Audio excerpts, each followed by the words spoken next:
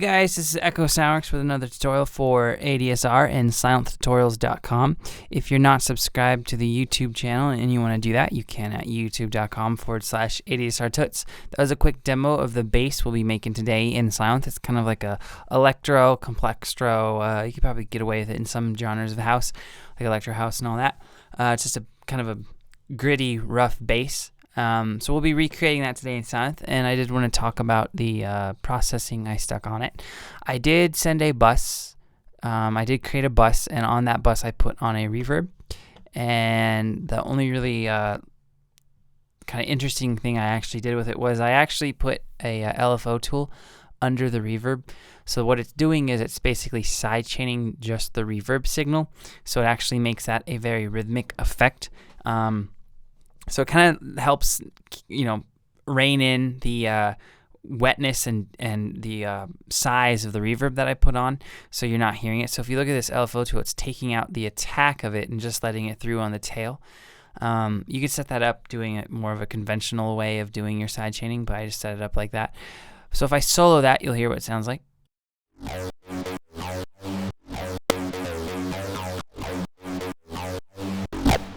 So it has actually its own little bounce to it, which is pretty cool. So let's just jump right into it. I have a new instance of Sylenth pulled up right here. So first thing you're going to do is I'm going to turn the polyphony down to 1. And you might be asking why I don't just activate mono legato. The reason for that is if you in Sylenth, if you just activate the mono legato and you have a you have MIDI notes, or you're playing a sequence where, see how these notes kind of overlap? Well, that's what's engaging the glide, the portamento. But if you just select mono legato and you just even have it on like 3 voices, they won't re-trigger the sound on all those notes. Whereas if you set the polyphony to 1, it will, and I liked how that sounded more. So you could definitely do it both ways. There's a slight difference in sound, but they get pretty close results, but I just wanted more of the notes to re-trigger. So that being said, let's jump into it. It's an oscillator A1, down tune it to -1. And for the wave, I'm going to select the hPulse wave. So it sounds like this.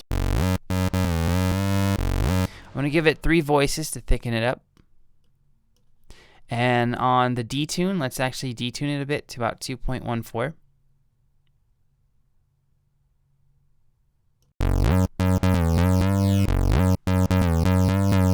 And make sure you keep re-trig selected. And we don't have to touch the amp envelope for this sound, so let's just go over to oscillator A2. Same thing with the octave, down tune it to -1 and keep it on the sine wave. This is going to be our kind of the sub sound, a little bit of the sub sound.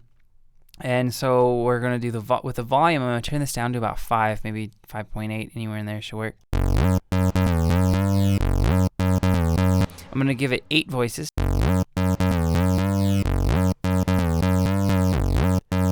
And I'm not going to touch any of the other parameters in oscillator A2.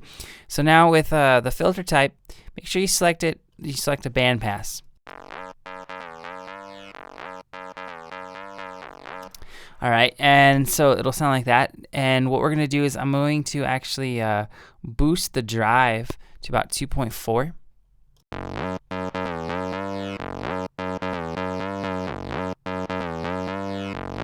All right, and in the master filter section, we're going to bring this down almost all the way to about 2.24. So it'll basically kill a big section, a big portion of the sound. But what we'll be doing is we'll be using the mod envelopes to bring in some of the cutoff back into it and the resonance back into the sound. So and then we'll also actually end up distorting the hell out of it. So that will bring in the cutoff that we just turned on in the master filter section. So I'm going to turn up the resonance to about 3.8. And you can keep the key tracking off, don't touch that. So now going on to the modulation envelope, I'm going to select cutoff A, and then I'm going to select Reso A. And in the value for the cutoff, I am going to select 4.48.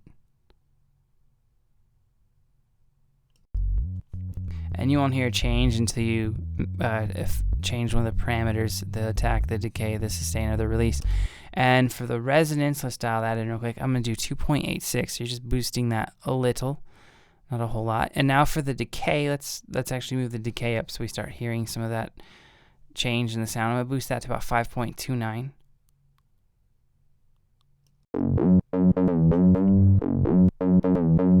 And let's give it some release to let it breathe a little as the notes stop playing. So about maybe 3.3.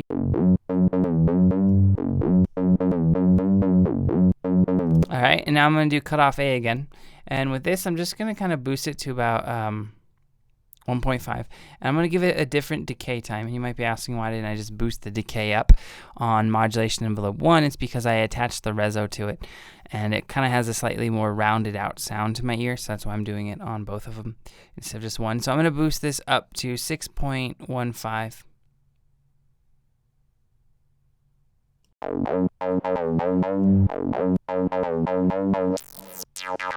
So it kind of makes it a little bit crispier.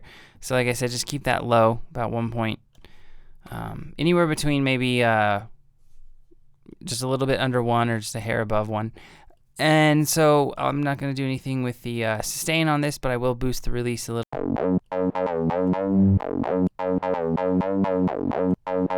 about 0.98. I'll actually go a little higher. 1.55. Alright, and let's set up the LFO. In the LFO, I'm going to select cutoff A. And I'm going to keep it on Sine, and I'm going to select 2/1. And then for the actual value on that cutoff, let's boost that to 10.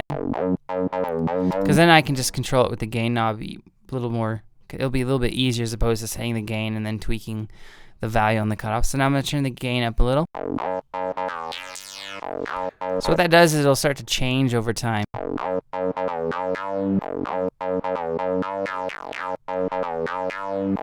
I like that, so that's good. So now let's go to the effects. Activate your distortion, and like I said, distort the hell out of it. Turn up the amount in the dry and wet. And then activate the phaser, and you can keep everything where it is. Just turn the dry wet down to about 10%.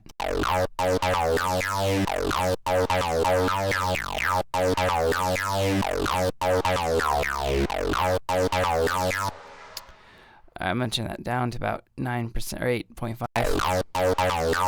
Alright, now go to your EQ, and in the EQ we are going to keep it on one pole. The bass you're going to boost to bring in some more bass frequencies here. We're going to do around 10 to 11 dB. Do 11. And the bass frequency, I'm going to do 180 hertz or around there.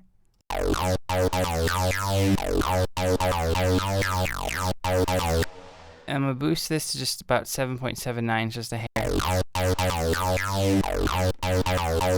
going to turn this down to about 2,200, and I think the value is 76.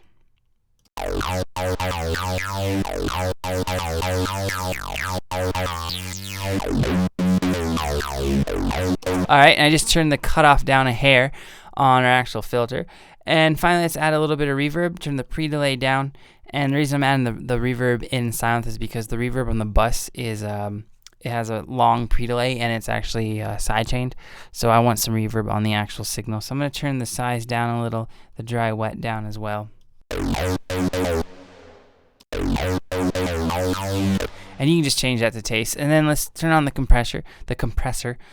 Keep the ratio where it is.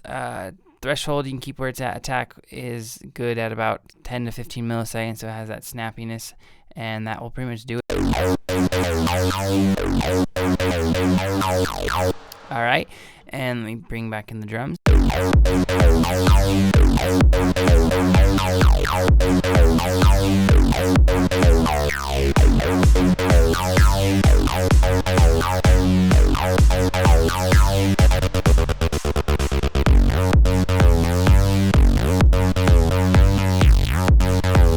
Alright, so that is pretty much the sound, guys. You can definitely tweak the resonance or just take it out altogether if you want more of a straightforward bass.